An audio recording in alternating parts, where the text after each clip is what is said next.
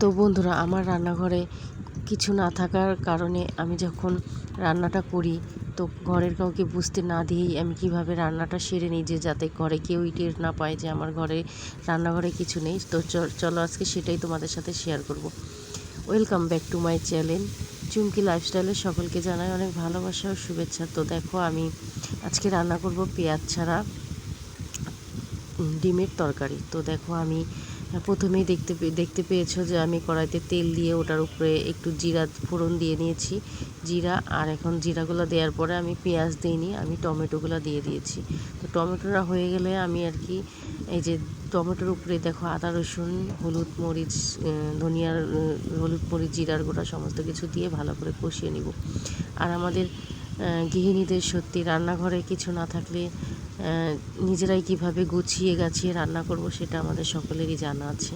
তো আজকে রান্নাঘরে একটু 19-20 ছিল, সেই জন্য আর কি হাজব্যান্ডকে না বলে তো আমি আর কি সব কিছু করে নিলাম। এখন বাজে অনেকটা বেজে গেছে, এখন যদি বলি তো হয়তো রাগ করবে, তো সেই জন্যই আমি আর কি চুপচাপ করে বানিয়ে নিলাম, কেউই বুঝতে পারবে না। আর আমি আসল কথা বলতে কি, আমি একটু অলস বলতে কি, আমি পেঁয়াজ ছাড়া তরকারি রাঁধতে খুবই পছন্দ করি। আমিও যেমন রাঁধতে পছন্দ করি, আমার মেয়েকেও শিখিয়েছি ঠিক তেমনই, যেন পেঁয়াজ ছাড়া রান্না করতে হয় কিভাবে। যখন মাঝে মাঝে তো পেঁয়াজের দাম আকাশ ছোঁয়া হয়ে যায়, তখন আমার পেঁয়াজ ছাড়াই চলে যায়। আর আমি পেঁয়াজের তরকারিতে পেঁয়াজটা দিতে এত পছন্দ করি না। যাই হোক, তো দেখো আমি সমস্ত মশলা মশলি দিয়ে ভালো করে টমেটোটা কষিয়ে নিলাম। আমি কিন্তু একটু পেঁয়াজ দিই না, তোমরা দেখতে পেরেছো। তোমরা পুরো ফুল ভিডিওটা দেখলে বুঝতে পারবে যে সত্যি আমি পেঁয়াজ ছাড়াই তরকারি রান্না করছি। তোমাদের সাথে আমি কোনো মিথ্যা কথা বলিনি। তো দেখো, আমি পেঁয়াজ ছাড়াই তরকারি রান্না করছি। তো এই যে অনেকটা শুকিয়ে আসছে, টমেটোগুলো ভালো করে গলে গেছে। তো আমি আমার ঘরে গিয়ে ফ্রিজে দেখলাম যে দুটোই ডিম আছে, কিন্তু আমরা তো মানুষ 3 জন, তো আজকে মেহমান আসছে, তো 4 জন হয়ে গেছি।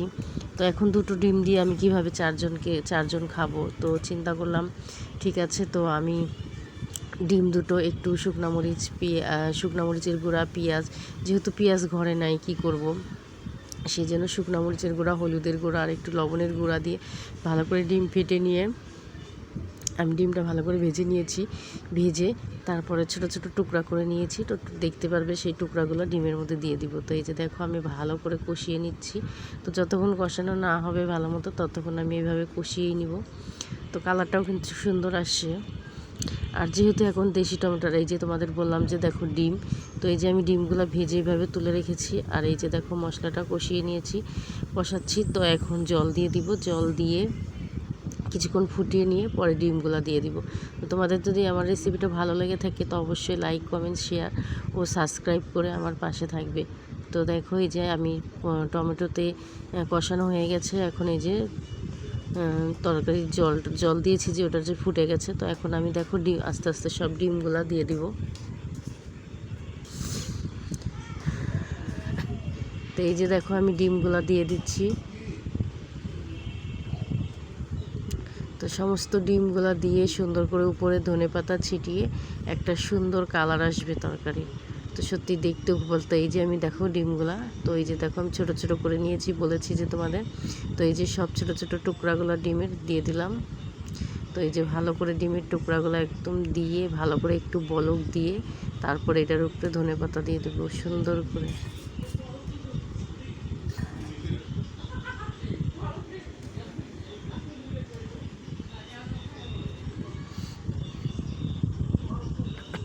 তো এই যে দেখো আর একটু বলক দিয়ে নিচ্ছি।